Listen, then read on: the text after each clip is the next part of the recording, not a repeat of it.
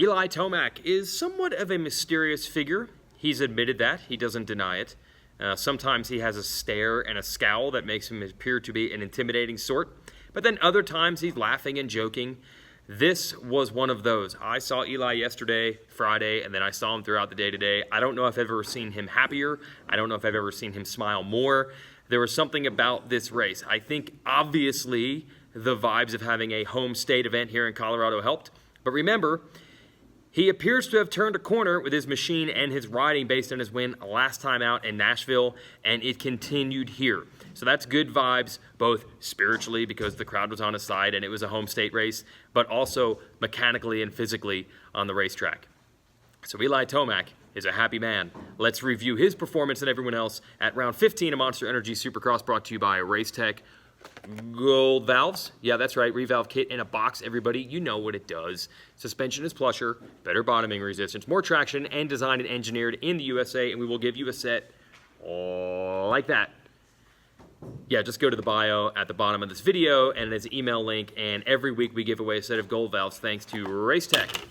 And thanks to Eli for being in such a good mood. I had a really good conversation with him on Friday. Now, look, he's not the most talkative guy normally. I'm not going to say that I'm broing down with Eli Tomac all the time, but he was certainly up for it yesterday. And one other thing I think that made him feel good was the championship, despite all the ups and downs he's had this season, is still not over. He was 21 points down, and I think he's aware that there are enough good, strong, healthy riders still in this field that he could potentially make up a lot more ground than just 3 points per weekend. You cannot guarantee Cooper Webb getting second places every time out. So Eli suddenly found himself in a I'm not quite out of it, but I have nothing to lose, no pressure situation. The bike is feeling better, the home state vibes. He said this is one he's not going to forget for a long time, and why would he? Because the crowd was nuts for him. So one other thing he mentioned to me was that, if you get the points down a little bit closer with a round or two to go, it can start applying pressure to other riders. He knows what that's like. He's been in nail-biting championship battles before.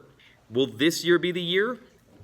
Well, it was going to plan for Eli at least to win 2 in a row and try to make up points and try to put some pressure on Cooper Webb, but guess what? Webb once again found a way. He was arguably not the second best rider here in Denver, but he finished second in the race. Now, Eli didn't get a great start. He was able to slither through in turn 1 in about 5th. He made short work of everyone, including Webb, to get to second, and then made up time on the leader, Marvin Musquin, alarmingly quickly. Got around him quickly and took off. It was a dominant beast mode style Tomac performance. He was gone. He was being cheered by the crowd. They loved it. As far as Webb, he got in the third. He was a long way back from his teammate Musquin. Took Webb a long time to get around Joey Savacci to get that third place spot. But not a good end of the main event for Marvin. He just didn't have the pace at the end, and Cooper was able to track him down. And guess what? He finished his second. So for all that work, all those good vibes, all those good things for Tomac, he only makes up 3 points. The gap is 18 with 2 to go. It's not impossible that Cooper Webb could actually wrap up the title at the next to last race in New Jersey. But the way it's trending right now, Eli Tomac's going to try to take it down to the finale. He's riding better than he has at any point this year. But Cooper Webb does what he does, regardless of what's thrown at him. He finishes on the podium, and in this case, in second.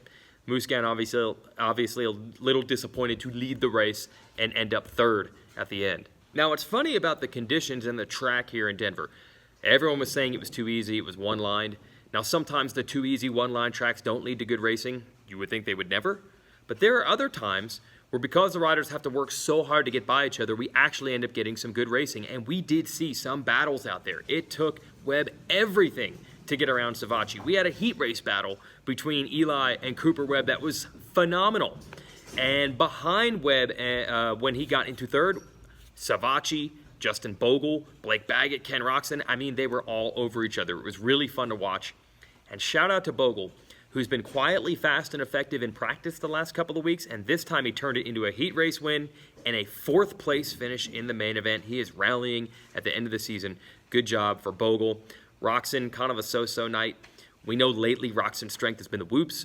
Wasn't really a factor on this track. The whoops weren't nearly as gnarly as they were the last couple of weeks. So the Roczen watch to see him finally get one of these wins rolls on. But the riders will get a weekend off, the only one of the Supercross season, for Easter, and they'll be back in New Jersey and then Vegas for 2 final races. One rider that will sleep a little bit better through that time span is Adam Cianciarulo. 2 wins in a row for Dylan Ferrandis. The points lead for AC was down to just 5. This was a pivotal one. Adam did what he needed to do. He started second. He got around a very feisty Michael Mosiman to take the lead, and he took off from there. It was a clutch ride for Adam. Ferrandis was eventually able to get to second, but he was not happy. He knows to win the title, he had to make up points, not lose them. 8-point gap with 1 race to go. It's the Vegas East-West Showdown, so anything can happen. Ferrandis is not out of it, but this was pivotal, and Adam came out on top. Colt Nichols, man, he rode good all day and all night, but he blew the start in the main, and he ends up finishing in third. I know he wanted to get in there, win a race, and also help his teammate take some points away from Adam, but it didn't happen. So we roll on to an off weekend. We roll into the New York area and then Vegas. Eli Tomac on a roll. Is it too little too late?